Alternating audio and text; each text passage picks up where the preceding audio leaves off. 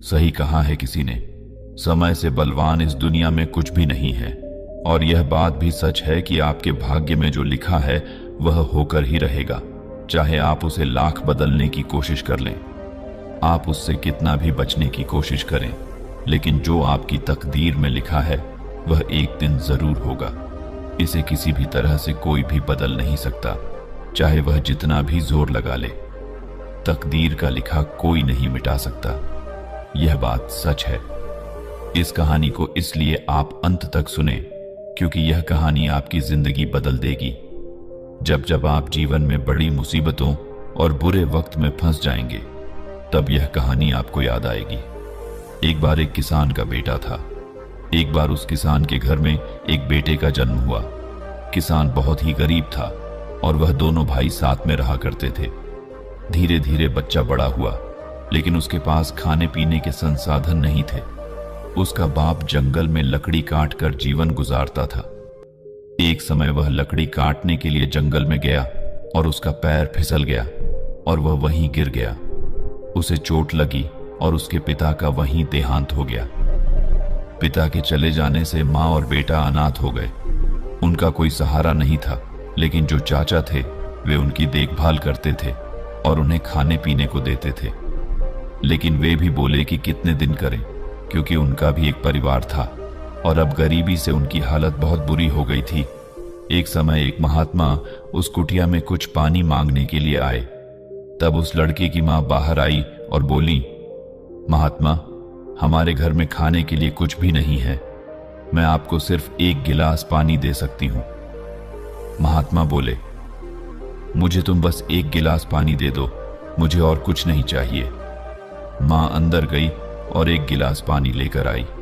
महात्मा ने पानी पिया, तभी बच्चे के रोने की आवाज सुनाई दी। महात्मा ने पूछा, लगता है आपके घर में शिशु का जन्म हुआ है? मां ने कहा, हां, इस घर में शिशु का जन्म हुआ है, लेकिन यह बहुत ही मनहूस बालक है। मां ने बताया, इसके पैदा होते ही कुछ समय बाद उसके पिता लकड़ी काटते समय पेड़ से गिर गए और उनका देहांत हो गया। अब हम बिल्कुल अनाथ हैं। महात्मा ने कहा, नहीं, यह कोई मनहूस बालक नहीं है, यह तो यहां का राजा है। मां ने कहा, राजा? यह राजा कैसे हो सकता है? हमारे घर में खाने के लिए कुछ नहीं है, हम इतने गरीब हैं कि कल कैसे जिंदा रहेंगे, इस बारे में सोचकर हमें डर लगता है। और आप कह रहे हैं कि यह एक दिन राजा बनेगा, यह भला कैसे राजा बनेगा? महात्मा ने कहा, इसके हाथों की लकीरों में लिखा है कि एक दिन यह नगर का राजा बनेगा। तब तक लड़के के चाचा आए और इस बात को सुन लिया। उन्होंने कहा, महात्मा जी, आप बेफालतू की बातें कर रहे हो, यह राजा कैसे बन सकता है? हमारी हालत और घर की दुर्दशा देखिए। किसी भी कीमत पर अगर हम कितना भी प्रयास कर लें, हम राजा नहीं बन सकते। महात्मा ने कहा, तुम जितनी मर्जी कोशिश कर लो, लेकिन जो तकदीर में लिखा है वह होकर रहेगा। उस रात उसके चाचा को नींद नहीं आई। वह रात भर सोचता रहा कि अगर महात्मा की बात सच हो गई तो फिर क्या होगा? यह भला राजा क्यों बनेगा? मेरा बेटा राजा क्यों नहीं बन सकता? मेरे बेटे की तकदीर में कुछ नहीं लिखा और इस लड़के की तकदीर में राजा बनना लिखा है, जिसने पैदा होते ही अपने बाप को मार दिया। जो कुछ भी हो जाए, मैं इसे राजा बनने नहीं दूंगा। उसने सोचा कि लड़के को मार देना चाहिए। साधु की बात सच होने से पहले यह काम करना होगा। इसीलिए उसने रात को कुटिया से बच्चे को चुराया और जंगल की तरफ चल दिया। जंगल में एक नदी बहती थी। उसने ले जाकर उस बच्चे को नदी में फेंक दिया और वहां से भाग आया। धीरे धीरे कई साल बीत गए। जंगल में एक महात्मा को वह बच्चा मिला। वह महात्मा बड़े ही तेजस्वी, तपस्वी और विद्वान थे। उन्होंने उस बच्चे को उठाया और उसका पालन पोषण किया, उसे शिक्षा दी और वह वहीं पला बढ़ा। धीरे धीरे समय बीतता गया और वह बहुत ही होनहार और सुंदर बालक बन गया। उसे हर चीज की ज्ञान थी। समय का खेल बदल गया। एक बार उस नगर का राजा जंगल में शिकार करने के लिए निकला। शिकार का पीछा करते करते वह रास्ता भटक गया। उसे रास्ता नहीं दिखाई दे रहा था कि घर कैसे जाए। क्योंकि जंगल बहुत ही घना और डरावना था। तभी उस पर एक शेरनी ने हमला कर दिया और वह लहूलुहान हो गया। उसके सैनिकों की टोली रास्ते में कहीं भटक गई थी और वह आगे चलने में सक्षम नहीं था। अब राजा को शेर मारने वाला ही था। तभी एक लड़के ने आकर उसकी जान बचाई और शेर को भगाया। राजा हैरान रह गया। उसने पूछा, तुम कौन हो? तुम्हारा नाम क्या है? लड़के ने कहा, मुझे मेरा नाम नहीं पता, लेकिन मैं अपने गुरुदेव के साथ रहता हूं। राजा ने पूछा, कहां हैं तुम्हारे गुरुदेव? मुझे उनसे मिलवाओ। लड़के ने कहा, आप पहले अपने घावों और जख्मों को भरिए, उसके बाद मैं गुरुदेव से आपकी बात करवाऊंगा। उसने राजा को संभालते हुए अपनी कुटिया में ले गया और गुरुदेव से मिलवाया। गुरुदेव ने सबसे पहले उनके जख्मों पर मरहम पट्टी लगाई और उनकी देखभाल की। धीरे धीरे 2-3 दिन बीत गए। उस लड़के ने राजा की खूब सेवा की और धीरे धीरे राजा ठीक हो गया। एक दिन राजा ने महात्मा से पूछा, मैं पहले भी जंगल में कई बार आया हूं, मैंने कुटिया भी कई बार देखी है, लेकिन यह लड़का कौन है? मैंने इसे पहले कभी नहीं देखा। महात्मा ने कहा, मुझे नहीं पता, लेकिन यह अनाथ बच्चा एक दिन मुझे इस तालाब में मिला था। उस दिन से मैं इसका पालन पोषण कर रहा हूं और इसे अपने संतान की तरह मानता हूं।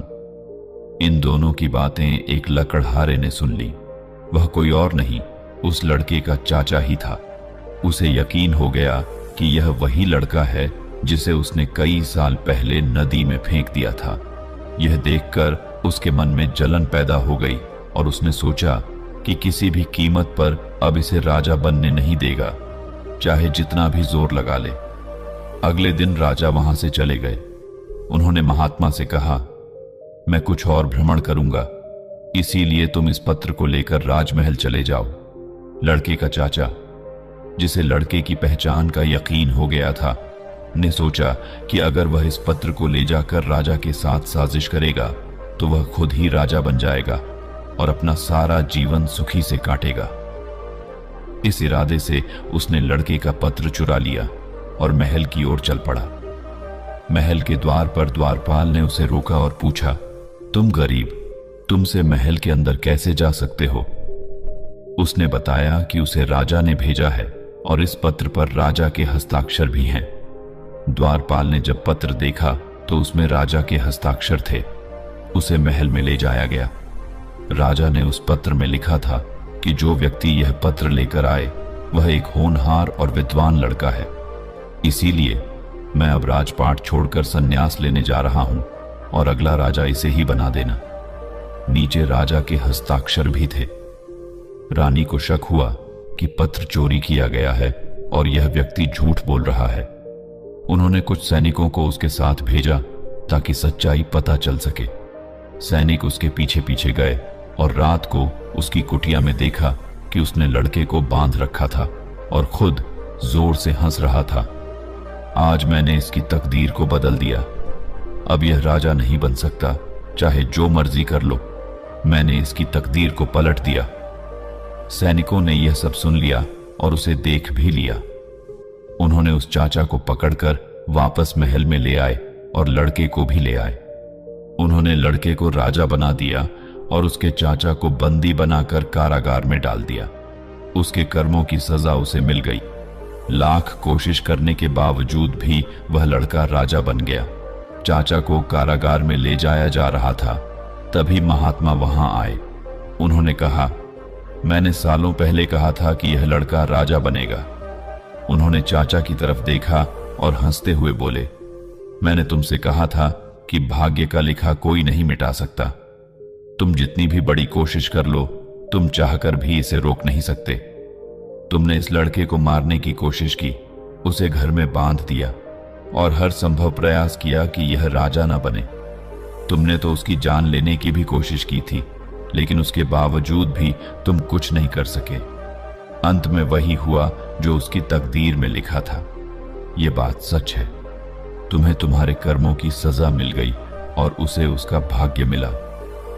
बाकी अगर ये कहानी आपको अच्छी लगी हो तो इस